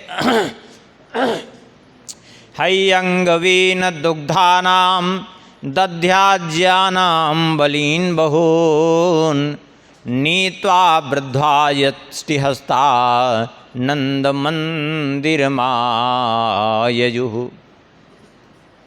कैसे आते हैं सब गोप गोपियाँ? अरे खाली हाथ नहीं आ रहे हैं। जिन गोपों के यहाँ, गोपियों के यहाँ जितनी मटकियाँ थी, दूध दही घी छाछ सब लेकर के चले आ रहे हैं। जितना जिसके पास दूध दही घी मक्खन था सब लेकर के उपस्थित हो गए। जिसके यहाँ जो कुछ है सब ले करके चले आ रहे हैं भेंट के लिए। और इधर जो है श्री नंद बाबा तो देख करके इतने हर्षित हो रहे हैं कि नेत्रों से प्रेमाश्रु टपक रहे हैं। उनके आनंद की तो कोई चरम सीमा ही नहीं है। क्योंकि जाते पुत्रो सवे नंदा स्वानंदा स्वाकुले क्षणा पूजयामास तान् सर्वांस् तिलकाद्यैर्विधानता। सबका स्वागत सत्कार किया। कैसे स्वागत सत्कार किया? बोले तिलकाद्यैर्विधानतः, सबको तिलक लगाया है, बढ़िया वस्त्र भेंट किया है और माला पहनाई, स्वागत सत्कार किया सबका विधिवत। गोप गणों ने कहा, हे ब्रजेश्वर, हे नंद, जाता पुत्रो सवस्तथा अनपत्य से क्षतोलमता किम मंगलम परम। हे ब्रजेश्वर, हे नंदराज जी, आपके यहाँ पुत्र जन्म हुआ है और हम सबको बड़ी प्रसन्नता है। आपके ऊपर जो संतानहीनता का कलंक था ये सर्वदा के लिए मिट गया है। इससे बढ़कर के क्या मंगल बात हो सकती है। लेकिन एक बात है नंद बाबा। बोले क्या बात है भाई? बोले हम तो कहेंगे कि अच्छा हुआ जो देर में आपको पुत्र हुआ। ये क्या मतलब है? अरे बोले देर में तो पुत्र हुआ, लेकिन ऐसा पुत्र हुआ कि क्या कहना है। हाँ, एक कहावत है ना, देर आए लेकिन अच्छे से दुरुस्त आए। तो देर में भले ही आपको पुत्र की प्राप्ति हुई, लेकिन ऐसे पुत्र की प्राप्ति हुई कि जो सारे गोकुल को, सारे ब्रजमंडल को आनंदित करने वाला है। आज हम सब आपके पुत्र का दर्शन करके कृतार्थ हो गए। हाँ, ये केवल आपको ही आनंदित करने वाले नहीं हैं, ये सबको आनंदित करने वाले हैं। अब तो दूर दूर से लोग आते हैं, गोद में उठाते हैं, लाड़ लड़ाते हैं, और अब अभी कुछ नाम तो है नहीं, सब देख करके मुग्ध हो जाते हैं। इसलिए सब कहते हैं हम सबको मोहित कर रहे हैं, इसलिए हे मोहन, मोहन कह करके सब संबोधित करते हैं उनको। हाँ, सबसे पहले भगवान का यही नाम पड़ गया, मोहन। क्यों? क्योंकि सब देख करके मोहित हो जाते हैं। नाम अभी कुछ हुआ नहीं तो मोहन मोहन सब कहते हैं इनको, इसलिए भगवान का नाम ही पड़ गया मोहन, ब्रजवासियों के द्वारा दिया हुआ नाम। और नंद बाबा ने कहा, आज सब बड़ा शुभ अवसर है, हमें पुत्र की प्राप्ति तो हुई है। आप सब ब्रजवासियों का मैं तो आज्ञा पालक हूँ, और आज आप सबका शुभाशीर्वाद भी प्राप्त होगा हमारे बालक को। इधर गोपियों के भी हर्ष की सीमा नहीं है। कहते हैं, श्री नंदराज सुत संभव मद्भुतम चा श्रुत्वा विसृज्य गृह कर्म तदैव गोप्यः तूणं ययुः सबलयो ब्रजराज गेहा नुद्यत प्रमोद परिपूरित मनोंगा। अब तो गोपियों के हर्ष की सीमा नहीं है, तनमन से प्रफुल्लित हो रही हैं, परमानंद उनके मन में छा रहा है। और गोपियाँ जो है इतनी प्रफुल्लित हो रहे हैं, घर के काम धाम तो छोड़ करके आई, जो कुछ भी गोपियों के पास है वो सब लुटाती जा रही हैं। हाँ, जो ले कर के आई थी वो तो खूब लुटाया ही। कहते हैं इतना ही नहीं, जो उनके ऊपर आभूषण थे, अर्थात जो आभूषण वे धारण किए हुए थी, उन आभूषणों को भी गोपियाँ उतार उतार करके दूसरे को देती जा रही हैं। और क्या करती हैं? बोले, श्री राजिका लवण रात्रि विशेष चूड़ई गोधूम सरसपयवई करलाल नैश्य उत्तार्य बालक मुखो परिचासी सस्ता सर्वाद दुर्नृप जगुर सर्वाद दुर्नृप जगुर जगदुर यशोदाम। सबके सब जो है राई नोन उतारती हैं कि नज़र न लगे। हल्दी का विशेष चूड़ बना करके आए हैं, उसको गेहूं के आटे, पीली सरसों आदि मिला करके घुमाती हैं और एक दूसरे के ऊपर छिड़कती हैं। अर्थात इनके ऊपर जितने लोगों की नज़र पड़ रही है, जो नज़र गुजर लगे, वो सब जो है हम लोगों के ऊपर आ जाए, इनके ऊपर न रह जाए। गोपियाँ कहती हैं साधु साधु यशोदे ते दिष्ट्या दिष्ट्या व्रजेश्वरी धन्या धन्या परा कुक्षरेयम जनिता सुता। बहुत अच्छा कह कर के गोपियाँ संबोधित करती हैं और कहती हैं कि दैव ने आज हमारी इच्छा ही पूर्ण कर दी। इस प्रकार से जो है गोपियाँ एक दूसरे के ऊपर छिड़काव करती हैं। यशोदा जी ने कहा हमारे लल्ला को आप सब लोग तो आशीर्वाद दो। श्री यशोदा जी तो चूँकि जन्म ही हुआ था तो वो तो कुछ कर नहीं सकती थी। रोहिणी जी को कहा कि आप देखभाल करो, कोई निराश होकर के न जाए, सबको खूब दान करो। अब रोहिणी जी तो ऐसे ही राजपुत्री थी, देने में खूब उदार थी, उस पर भी यशोदा जी का वो मिल गया तो फिर क्या कहना है। उनकी इच्छा यशोदा जी के कहने से, उनकी प्रेरणा से श्री रोहिणी जी ने खूब दान किया है। ऐसी रोहिणी जी दान कर रही हैं मानो साक्षात लक्ष्मी जी ही उतर करके चली आई हों, खुले हस्त लुटा रही हैं खूब। और सब गोपियाँ एक दूसरे के ऊपर मक्खन उठा करके फेंकते हैं, दही उठा करके फेंकते हैं। कोई तो इतने प्रसन्न हैं कि दूध है किसी दूसरे के ऊपर उड़ेल देते हैं पूरा मटका का मटका। और देखते देखते वहाँ क्या दशा हुई, बोले देखते देखते ऐसी दशा हुई कि वही रंतपुरे जाते सर्वतो दधि कर्बदमे। सब अंदर बाहर सारे गोकुल में दही की कीच मच गई। अब भूमि नहीं दिखाई पड़ रही, केवल दही ही दही पूरी भूमि पे दिखाई पड़ रही है।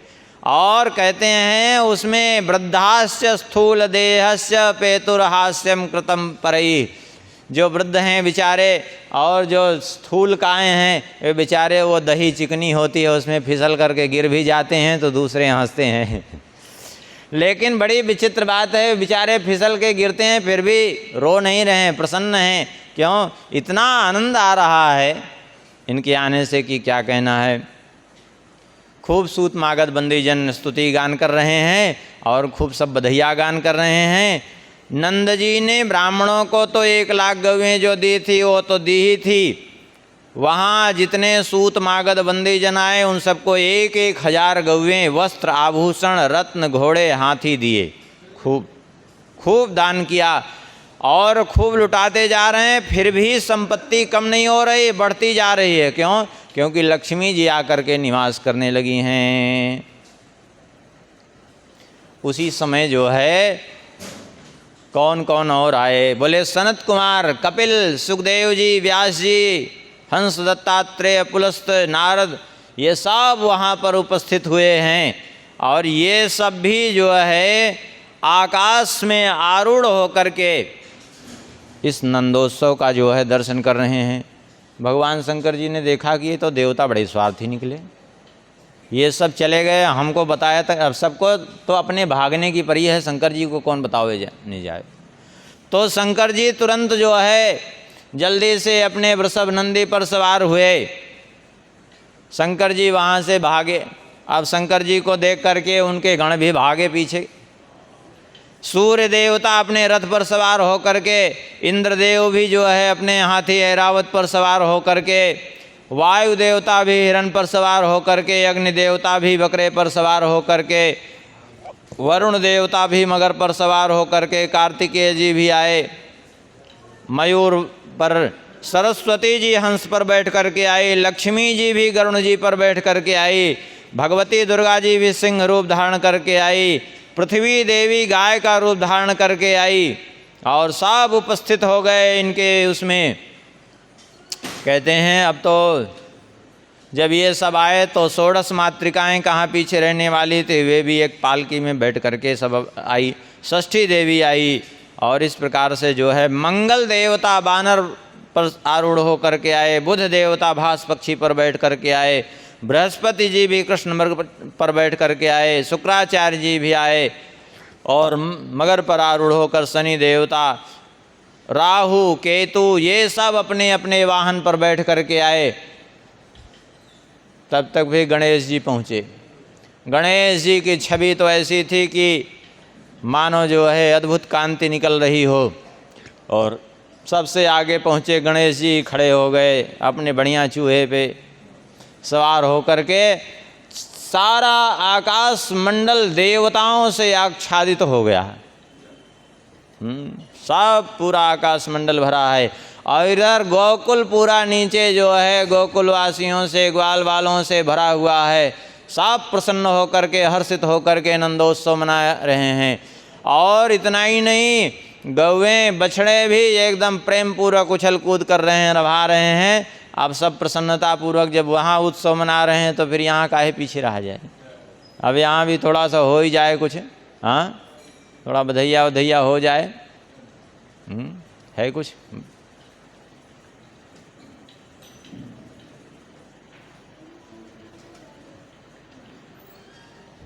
बोलिए नंद के लाला की, नंद नंदनी की, यशोदा नंदनी की। चलिए। नंद घरा नंद भयो जय कन्हैया लाली।